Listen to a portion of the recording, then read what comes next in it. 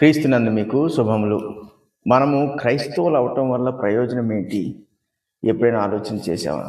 ఎందుకంటే 2 సంగతులు ఆలోచన చేయాలి. మనం క్రైస్తవులు అంటే దేవునికి ప్రయోజనకరంగా ఉండాలి, మనకు కూడా మనము ప్రయోజనకరంగా ఉండాలి. ఇలా అయితేనే రక్షణ వల్ల మనకి ఏదైనా లాభం కలుగుతుంది. యేసుక్రీస్తు ప్రభువు ద్వారా దేవుడు మనం రక్షించినప్పుడు మనము ఆయనకు, ఆయన రాజ్యానికి ప్రయోజనకరంగా ఉండేటట్లు, అంతేకాదు మనము మన నిమిత్తం ప్రయోజనకరంగా ఉండేటట్లు ఆయన మనం తీర్చిదిద్దాడు. అందుకే మన పాపములన్నింటినీ కూడా ఆయన క్షమించేస్తున్నాడు. క్షమించేసి మళ్ళీ మన జీవితాన్ని క్రొత్తగా ప్రారంభిస్తున్నప్పుడు ఆయన ఈసారి దేవుని చిత్తమును బట్టి, దేవుని నియమమును బట్టి మన జీవితాన్ని కట్టుకోమని చెప్తున్నాడు. అలా మన జీవితాన్ని కట్టుకుంటున్నప్పుడు అది మనకు ప్రయోజనకరంగా ఉంటుంది. మనము దేవునికి ప్రయోజనకరంగా లేకపోయినా మనకు మనం ప్రయోజనకరంగా ఉండలేము.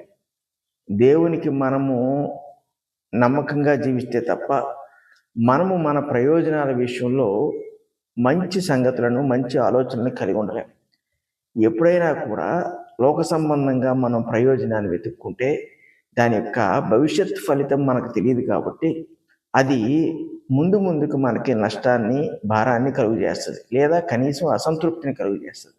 లోక సంబంధంగా ఏది ప్రారంభించి జరిగించినా, ఒకవేళ శరీర సంబంధంగా మనం ప్రారంభించి జరిగించినా కూడా అది ఎటువంటి కార్యమైనప్పటికీ దాని భవిష్యత్ ఫలితమును మనము పరిగణించలేము.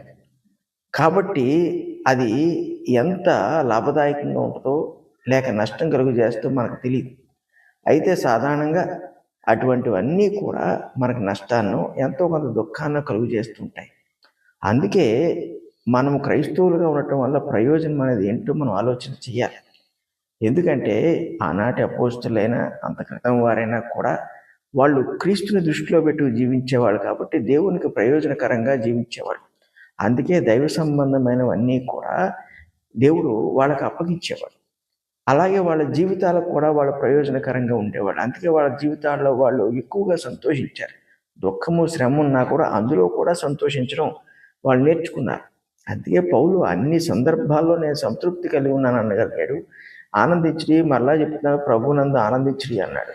పౌలు వంటి శ్రమతో కూడిన జీవితాన్ని జీవించిన వాడు ఎవడైనా కూడా ప్రభునందు ఆనందించుడి, మరలా ఆనందించుడి అని అంటున్నాడు అంటే అతడి జీవితము దేవునికి, అలాగే అతనికి కూడా ఎంత సంతృప్తికరంగా ఉందో మనం ఒకసారి ఆలోచన చేయొచ్చు. పౌలు మన వంటి మనుషుడే, ఒక పేతురైనా మన వంటి వాడే. వీళ్ళందరూ కూడా ఎందుకు క్రైస్తవులుగా ప్రయోజనకరమైన వ్యక్తులుగా జీవించగలిగారు? పేతురు తన 2వ పత్రిక 1వ అధ్యాయం 1వ వచనంలో ఈ సంగతి మాట్లాడుతున్నాడు. ఇది చాలా ప్రాముఖ్యమైన అంశమే.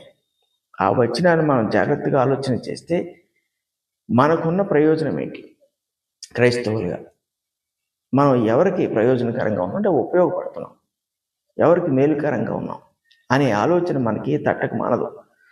యేసుక్రీస్తు దాసుడును అపోస్తులైన సీమోను పేతురును మన దేవుని యొక్క రక్షకుడైన యేసుక్రీస్తు యొక్క నీతిని బట్టి మా వలనే అమూల్యమైన విశ్వాసం పొందిన వారికి సొమ్మని చెప్పి వ్రాయినది. ఈ వచనాన్ని మనం ఆలోచన చేసినప్పుడు అక్కడ పేతురు చాలా స్పష్టంగా మాట్లాడుతున్నాడు. ఇక్కడ కొన్ని సంగతులు వివరిస్తున్నాడు. దేవుని యొక్క రక్షకుడైన యేసుక్రీస్తు యొక్క నీతిని బట్టి, అంటే తండ్రి అయిన దేవుడు, యేసుక్రీస్తు ప్రభు నీతిమంతులు కాబట్టి దేవుని యొద్ద శ్రేష్టమైన పవిత్రమైన నీతి ఉంది కాబట్టి ఆ నీతి మనకు భూమి మీద దొరకదు. మనుషుల్లో మనం ఆ నీతిని చూడం. మనుషుల నీతి ఎలా ఉంటుందంటే 1000 అబద్ధాలు చెప్పానో ఒక పెళ్లి చేయాలంటారు. అటువంటిది మనుషుల నీతి. మనుషుల నీతి ఎప్పుడూ కూడా మారిపోతూ ఉంటుంది. పైగా నీతిలో కూడా దోషాలు ఉంటాయి. అంతకన్నా వాడు ఏమీ చేయలేడు కాబట్టి దాన్నే నీతిగా పరిగణిస్తుంటాడు. కానీ దేవుడి నీతి అటువంటిది కాదు. దేవుడి నీతి పవిత్రమైనది కాబట్టి దేవుడు మానవుల కొరకు క్రీస్తు ద్వారా చేసిన కార్యము కూడా పవిత్రంగానే ఉండిపోయింది. అందుకే యేసు ప్రభువు కూడా నిరపరాధిగానే చనిపోయాడు తప్ప ఆయన ఎటువంటి దోషమును కూడా ఆయన యొద్దకు రానివ్వలేదు. ఇప్పుడు ఈ దేవుని యొక్క రక్షకుడైన యేసుక్రీస్తు యొక్క నీతిని బట్టి అంటున్నప్పుడు తండ్రి అయిన దేవుడు యేసుక్రీస్తు ప్రభువు వాళ్ళు కలిగి ఉన్న దాన్ని బట్టి ఏం చేశారంటే మా వలనే అమూల్యమైన విశ్వాసము పొందిన వారికి అంటున్నాడు. వాళ్ళు అమూల్యమైన అంటే తండ్రి అయిన దేవుడు యేసుక్రీస్తు ప్రభువు అమూల్యమైన విశ్వాసమును మనుషులకు అనుగ్రహించారు. మానవునికి దేవునికి సంబంధము కట్ అయిపోయింది. ఎలాగా ఆదాము అవ్వలు చేసిన పాపమును బట్టి మనుషుడు నేరుగా దేవునితో సంభాషించేటట్లుగా దేవునితో ఎడబాయకుండా ఉండే స్థితి వాళ్ళు కోల్పోయారు. కోల్పోవడం వల్ల మానవుడిని దేవుడు ఎలా రక్షించాలనుకున్నప్పుడు ఆయన పిలుపు ఉంది, వాక్యం ఉంది, ఆజ్ఞలు ఉన్నాయి తర్వాత కానీ మనుషుడికి దేవుని పట్ల ఏదైతే పోయిందో దాన్ని తిరిగిస్తేనే తిరిగి ఈ మానవుడు దేవునితో పరిశుద్ధమైన సంబంధాన్ని కలిగి ఉండగలడు. తిరిగి నేను వాళ్ళని కుమారులుగా చేసుకోగలను అనుకున్నప్పుడు విశ్వాసం అనే సంగతిని దేవుడు ఏర్పాటు చేశాడు. అందుకే విశ్వాసం అనేది మనం సంపాదించుకునేది కాదు, దేవుడు అనుగ్రహిస్తున్న వరం. అది మనం ఎప్పుడైతే వాక్యాన్ని వింటున్న దాన్ని బట్టి మనకు కలుగుతున్న ఆసక్తిని దేవుడు చూసినప్పుడు విశ్వాసమును మనకు వరంగా దయచేస్తుంటాడు. అందుకే ఒక్కొక్కరికి ఒక్కొక్క స్థాయిలో విశ్వాసం ఉంటూ ఉంటుంది. ఎందుకంటే వాళ్ళకున్న ఆసక్తిని బట్టి, వాళ్ళు వింటున్న వాక్యమును బట్టి, ఎటువంటి వారు వాక్యం వింటున్నారు అది కూడా ఆలోచనకు రావాలి. శరీరాన్ని తృప్తిపరిచే వాక్యం వింటున్నంతసేపు విశ్వాసం ఏర్పడదు. శరీరం మందు ఒక రకమైన విశ్వాసం ఏర్పడుతుంది. ఏంటంటే భూ సంబంధంగానే ఆలోచన చేస్తుంది తప్ప అది పరసంబంధంగా దేవుని కొరకు ప్రయోజనకరంగా ఆలోచన చేయలేదు. ఇప్పుడు పేతురు ఏమంటాడంటే తండ్రి అయిన దేవుని బట్టి యేసుక్రీస్తుని బట్టి వాళ్ళు అమూల్యమైన విశ్వాసమును పొందారు. సాధారణమైన విశ్వాసం కాదు ఇది. ఎందుకు అమూల్యమైన అంటాడంటే అది పోగొట్టుకోలేదు. ఎందుకు పోగొట్టుకోలేదంటే అంతా దానివల్లే జీవించడానికి సాధ్యపడుతుంది. ఆ విశ్వాసం అనేది యేసుక్రీస్తు ప్రభు పట్ల ఉంటే ఆ విశ్వాసమును బట్టి భూమి మీద మనము జీవితాన్ని దేవుని కొరకు మన కొరకు ప్రయోజనకరంగా జీవించవచ్చు. ఈ సంగతిని పేతురు అనుభవపూర్వకంగా తెలుసుకున్నాడు. యేసుక్రీస్తునందు ఈ 12 మంది శిష్యుల విశ్వాసం వచ్చినప్పుడు వాళ్ళు 3.5 సంవత్సరాలు ఆయనతో నడిచినప్పుడు చూచిన సంగతులు ఒక ఎత్తు అయితే, వినిన సంగతులు ఒక ఎత్తు అయితే, వాళ్ళు పరిశుద్ధాత్మను పొందిన తర్వాత వాళ్ళు వినిన సంగతులు, చూచిన సంగతులు, చేయగలిగిన సంగతులు ఇవన్నీ కూడా ఇంకొక ఎత్తు. వీటన్నిటిని వీళ్ళు కలుపుకున్నప్పుడు దేవుడు నిజంగా ఎటువంటి విశ్వాసాన్ని వీళ్ళకి దయచేసినది ఇక్కడ తెలియజేస్తున్నాడు. ఎందుకంటే పరిశుద్ధులకు రాస్తున్నాడు. ఇది కేవలం పరిశుద్ధులకు రాయబడుచుందే. నువ్వు పరిశుద్ధుడు కాకపోతే ఈ వచనాలు కానీ ఈ లేఖనాలు కానీ ఏవి నీకు సంబంధించు. క్రీస్తునందు మనం పరిశుద్ధపరచబడితేనే వీటిని అర్థం చేసుకుని వీటి పట్ల ఆసక్తి కలిగి ఉండడానికి మనకి మనస్సు కలుగుద్ది. ఇప్పుడు ఇటువంటి పరిశుద్ధులకి రాస్తున్నప్పుడు ఏమంటున్నాడంటే మా వలన అమూల్యమైన విశ్వాసం పొందేవారికి శుభం అని చెప్తున్నాడు. ఇప్పుడు శుభము అని అంటున్నప్పుడు వింటున్న వారి జీవితంలో మేలే కలగాలి అని ఆశించి రాయబడిన లేఖనం ఇది, లేఖ పత్రిక. సో ఇప్పుడు వాళ్ళ వలనే విశ్వాసం మనకుందా లేదా? వాళ్ళు ఎటువంటి విశ్వాసాన్ని కలిగి ఉన్నారు? దేవుడు తన నీతిని బట్టి మనకు విశ్వాసాన్ని, అమూల్యమైన విశ్వాసాన్ని దయచేసినప్పుడు దాన్ని మనం ఎంత అమూల్యముగా పరిగణిస్తున్నాం, దాన్ని మనం ఎంత అమూల్యంగా మన యందు దాచుకుంటున్నాం, అందులో ఉన్న ఆ గొప్పదనాన్ని మనం ఏ రీతిగా కొనసాగిస్తూ దాని యొక్క ప్రతిఫలాన్ని పొందుతున్నాం. ఎందుకంటే విశ్వాసము అమూల్యమైనదైతే ప్రతిఫలాలు కూడా అమూల్యంగానే ఉంటాయి. ఇప్పుడు మనం ఆలోచన చేస్తే అమూల్యమైన విశ్వాసమును కలిగి ఉంటే దేవునికి ప్రయోజనకరంగా ఉంటాం. ఆ విశ్వాసమునకు ప్రతిఫలాలు వస్తుంటే మనకు మనం ప్రయోజనకరంగా ఉంటాం. క్రైస్తవులు ఎప్పుడూ కూడా క్రియలను బట్టి జీవించేసే ప్రయత్నం చేయకూడదు. విశ్వాస మూలముగా జీవిస్తూ దేవుడికి ఇష్టమైన వాటిని చేయటంలో వాళ్ళ యొక్క జీవితాన్ని వాళ్ళు ఏర్పాటు చేసుకోవాలి. ఈ భూమి మీద మనుషులుగా మనకు బోలని కోరికలు, ఇష్టాలు ఉంటాయి. అవన్నీ కూడా లోకము యొక్క ఆలోచనను బట్టి, అవి లోకం యొక్క ప్రభావం బట్టి మనలోకి అవి చేరుతూ ఉంటాయి. ప్రతిదీ కూడా మనం కోరుకోకూడదు, ప్రతి దాన్ని కూడా మనం చేసేయాలనుకోకూడదు. దేవునికి ఏది ఇష్టమైనదో మనకు ఎలా తెలుస్తుందంటే ఈ అమూల్యమైన విశ్వాసం వల్లే. ఆ విశ్వాసము ఎప్పుడూ కూడా మనల్ని కాపాడుతూ ఉంటుంది. ఇప్పుడు దానియేలు, షడ్రకు, మేషకు, అబేద్నెగోలకు ఈ అమూల్యమైన విశ్వాసం ఉంది కాబట్టి దేవునికి ఇష్టమైంది ఏదో, మనుషునికి ఇష్టమైంది ఏదో వాళ్ళు తెలుసుకోగలిగారు. అందుకే వాళ్ళు రాజు దగ్గర నుంచి వస్తున్న ఈ మాంసాహారం కానీ ద్రాక్షసం కానీ తీసుకోమన్నారు. వాళ్ళు కేవలం కాయగూరలు మాత్రమే తీసుకుని వాటితోనే మేము జీవిస్తామన్నారు. దేవుడు వాళ్ళ అమూల్యమైన విశ్వాసం బట్టి తీసుకున్న నిర్ణయాన్ని ఆమోదించాడు, దానికి ఆయన సంతోషించాడు. అందుకే అందరికన్నా వాళ్ళని గనులుగా చేశాడు, ఆరోగ్యవంతులుగా చేశాడు. ఎలా తెలుస్తుంది మనకి దేవునికి ఏది ఇష్టమో అంటే ఈ అమూల్యమైన విశ్వాసం. పేతురు కానీ, యోహానులు కానీ, పౌలు కానీ వీళ్ళు ఎందుకు శ్రమ పడ్డానికైనా ఇష్టపడ్డారు, కానీ యేసు నామమును ప్రకటించడం మేము మానలేమన్నారు. వాళ్ళ వాక్యాన్ని ప్రకటిస్తున్నప్పుడు వాళ్ళకి కొన్నిసార్లు సంఘ పరిచర్య విషయంలో ఆటంకాలు కలిగినప్పుడు అందుకు పరిచారకులను వాళ్ళు ఏర్పాటు చేశారు. కానీ మేమైతే ఈ సువార్త ప్రకటించడం విషయంలో, అంటే వాక్యం విషయంలోనూ ప్రార్థన విషయంలోనూ మేము ఏ ఆటంకమును మేము తెచ్చుకోదలుచుకోలేదన్నారు. అంతటి శ్రద్ధను వాళ్ళు ఎలా ఉంచగలిగారు క్రీస్తు ప్రభు మీద? కారణము వాళ్ళకు అనుగ్రహింపబడిన అమూల్యమైన విశ్వాసమే. కాబట్టి నీవు క్రైస్తవుడు అయినందుకు ఏంటి ప్రయోజనం? నువ్వు దేవునికి ప్రయోజనకరంగా లేకుండా, అప్పుడు నీకు ప్రయోజనకరంగా లేకుండా ఈ జీవితాన్ని ఎంత భారంతో జీవించాల్సి వస్తుందో ఆలోచన చేసేవాడు. మన జీవితం అప్పుడు ఎంత అస్తవ్యస్తంగా ఉంటుంది. నువ్వు సేవకుడవైనా విశ్వాసమైనా దేవుని గురించి చేసే ఆలోచనలు ఎప్పుడూ కూడా కల్మషమైపోతూ ఉంటాయి.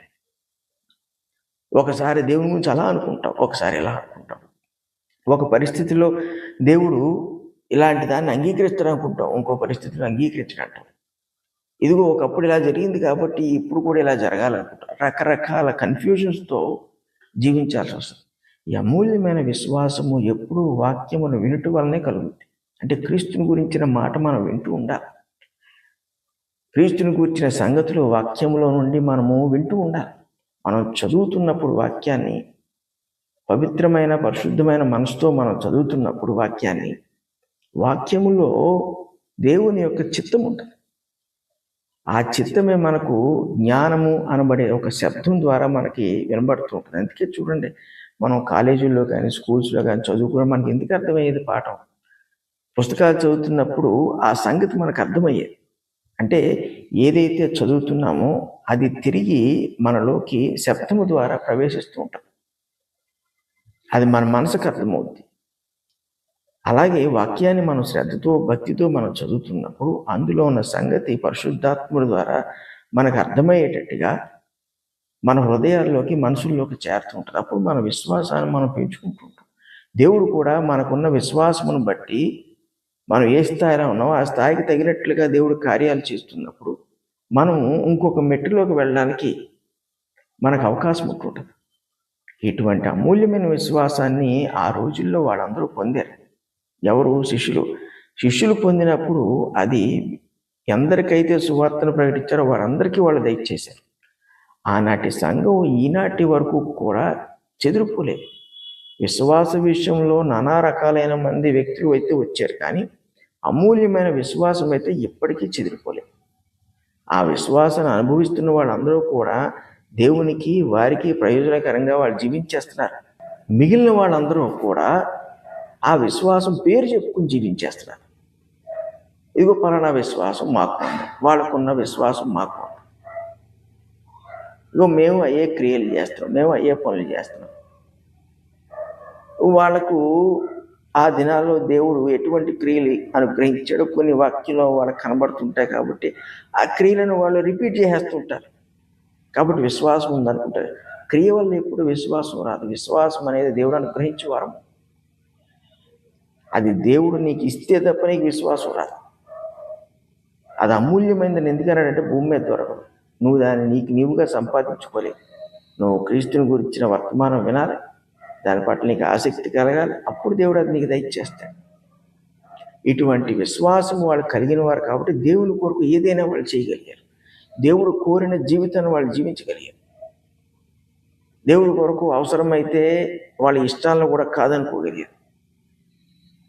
అలాంటి క్రైస్తవ్యము ఎప్పుడైతే ఈ దినము మనకి విస్తారంగా ఉంటుందో, మన దేశంలో మన సమాజంలో కూడా దేవునికి అనుకూలమైన మార్పులు జరుగుతుంటాయి.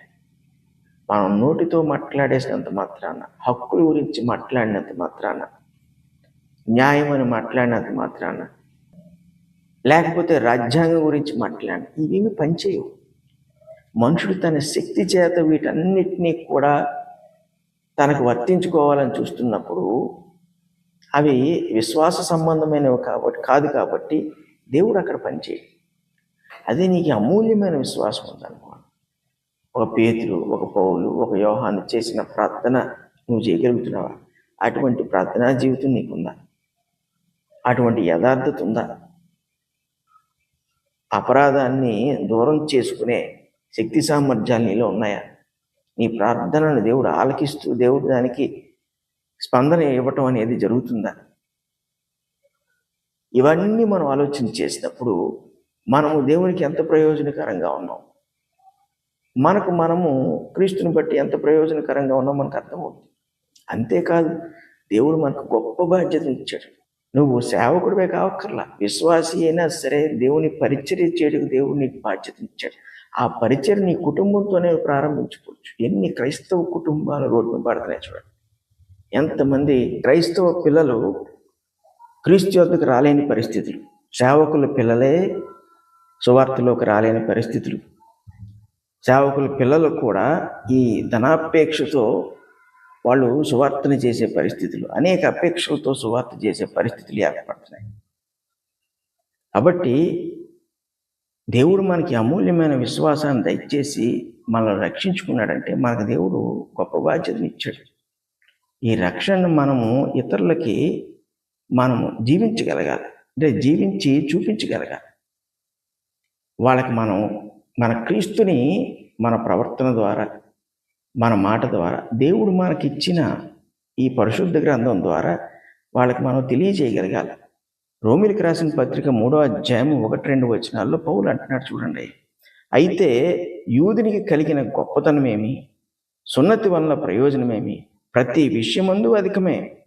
మొదటిది దేవోక్తులు యూదుల పరము చేయబడను, అంటే యూదులకు అప్పగింపబడిన అంటున్నాడు. సరే, ఈ మాట మనం ఆలోచన చేసినప్పుడు యూదులకు కలిగిన గొప్పతనం ఏంటి అంటున్నాడు, సున్నతి వల్ల ప్రయోజనం ఏంటంటే దేవోక్తులే వాళ్ళ పరం చేయబడి, అంటే దేవుడు ధర్మశాస్త్రాన్ని వాళ్ళకి తప్ప ఎవరికి ఇవ్వలేదు. అందుకే యాకోబుతో మాట్లాడినట్టు మరి ఏ జనాంగంతోనూ మాట్లాడలేదంటాడు. ఇప్పుడు పౌలు కొరింథీయులకు రాసిన 2వ పత్రిక 3వ అధ్యాయంలోకి వచ్చేస్తే అక్కడ అంటున్నాడు, ఇప్పుడు అక్షరము వలన వచ్చిన మహిమ, అంటే ధర్మశాస్త్రం వల్ల వచ్చిన మహిమ గొప్పదైతే ఆత్మను బట్టి జరుగుతున్న పరిచర్య ఇంకెంత గొప్పది అన్నాడు. యేసుక్రీస్తు ప్రభు మరి పరిశుద్ధాత్మ ద్వారా ఈరోజు పరిచర్య చేస్తున్నాడు. ఆయన సంఘాన్ని నడిపిస్తున్నాడు, సువార్త జరిగిస్తున్నాడు. ఆయన రాజ్యాధికారంతో ఉన్నాడంటే ఇవన్నీ జరిగిస్తున్నాడు ఆయన. కాబట్టి ఇప్పుడు ధర్మశాస్త్రానికే అంత గొప్పతనం ఉంటే దేవుడు క్రీస్తు ద్వారా అనుగ్రహించిన నియమానికి ఈ సువార్తకి ఇంకెంత గొప్ప మహిమ ఉంటుంది. ఇప్పుడు క్రైస్తవులుగా మనకు కలిగిన గొప్పతనం ఏంటి? క్రీస్తునందు రక్షణ పొందడం వల్ల మనకు కలిగిన ప్రయోజనం ఏంటి అని ఆలోచన చేస్తే అప్పటికన్నా ఇప్పుడు ఇంకా ఎక్కువ ప్రయోజనం ఉంది. ఇంకా అధికంగా మనకి ప్రయోజనం కనబడుతుంటుంది. ఆ ప్రయోజనం కొరకు మనం జీవించాలి. అక్కడే దేవునికి నువ్వు ప్రయోజకుడిగా ఉంటావు. కాబట్టి నీకు నువ్వు ప్రయోజకుడిగా ఉంటావు. నీకు నువ్వు హాని చేసుకునే జీవితాన్ని జీవిస్తున్నావు కాబట్టే దేవుడు నిన్ను రక్షించాడు. దేవునికి కూడా కష్టము, నష్టము, అవమానం కలిగించే జీవితాన్ని జీవిస్తున్నావు కాబట్టే క్రీస్తు ద్వారా నేను రక్షించుకున్నాడు. ఇప్పుడు దీని అర్థం ఏంటంటే దేవునికి ప్రయోజనకరమైన జీవితము, నీకు కూడా ప్రయోజనకరమైన జీవితం, ఈ రెండింటినీ మనం జరిగించాలి. ఈ రెండింటిలోనే భూమి మీద మన జీవితాన్ని మనం సస్యశ్యామలంగా కొనసాగించి ముగించగలుగుతాం. ఇలా కాకుండా వేరే ఏది ఎంచుకున్నా కూడా మన జీవితాల్లోకి శ్రమలను, ఇబ్బందులను, కష్టాలు అంటే పరిష్కారం లేని వాటిని మనం సంపాదించుకోవాలి. దేవుడు మనకు సహాయం చేయాలన్నా మళ్ళీ మన పరిశుద్ధ పరిస్థితి తప్ప ఆయన సహాయం చేయలేడు. అందుకే క్రైస్తవ జ్ఞానము చాలా గొప్పది. ఎందుకంటే మనుషుణ్ణి అది పక్కకు పెట్టేస్తుంది, ఈ లోక సంబంధమైన వాటిని పక్కకు నెట్టేసి దేవుడు ఏది ఇచ్చాడో, ఏది ఉత్తమమైందో దానిని అర్థం చేసుకుంటూ దేవుణ్ణి సంతోషపెడుతూ నువ్వు సంతోషపెట్టుకునే క్రమంలో నడుచుకోవడానికి ఈ పరిశుద్ధ గ్రంథంలో ఉన్న క్రైస్తవ జ్ఞానం మనకు అనుగ్రహింపబడింది. ఇలాగ మనం ఆలోచన చేసినప్పుడు మన కుటుంబానికి మనం ఎంత ప్రయోజనకరంగా ఉంటాం, మన సంఘానికి, మన సహోదరుల్లో వాళ్ళ జీవితాల్లో మనం ఎంత ప్రయోజనకరంగా ఉంటాం. వీటన్నిటికీ మించి పరలోకమందున్న దేవునికి ఎంత సంతోషాన్ని కలుగజేస్తాం. కాబట్టి క్రైస్తవులుగా అమూల్యమైన విశ్వాసం మనకు ఉందా లేదా? వాళ్ళకు ఉన్నటువంటి విశ్వాసం మనకి ఉండాలి. అంతకు మించి ఏ విశ్వాసం ఉన్నా కూడా మనది నిజమైన విశ్వాసం కాదు.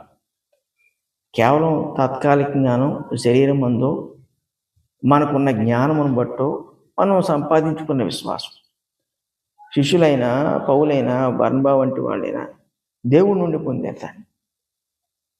కాబట్టి దేవుడికి భయపడి జీవించగలిగారు. అది వాళ్ళదనుకోండి, వాళ్ళకి నచ్చినట్టుగా వాళ్ళు జీవించేవారు.